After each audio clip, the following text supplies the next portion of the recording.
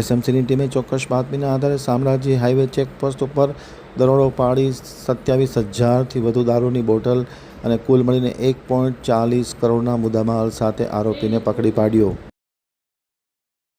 ગુજરાતમાં દારૂબંધીના પોકળ દાવા વચ્ચે એસએમસીનો મોટો સપાટો। એસએમસી પીએસઆઈ શ્રી એચવી ગલચરનાઓને બાતમી મળી હતી કે રાજસ્થાન બોર્ડર પરથી ગુજરાતમાં ગેરકાયદેસર રીતે મોટા પ્રમાણમાં દારૂ ઘુસાડવામાં આવી રહ્યો છે।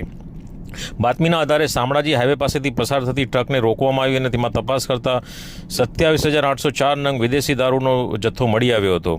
દારૂ અને વ્હીકલ મળીને કુલ 1,40,00,000નો મુદ્દામાલ કબજે કરી ડ્રાઈવરની ધરપકડ કરી અને અન્ય 4 આરોપીઓનો પકડવાના ચક્રો ગતિમાન કર્યા છે। જસ્ટિન પરેરા, આમ તક ન્યૂઝ બ્યુરો, ગાંધીનગર।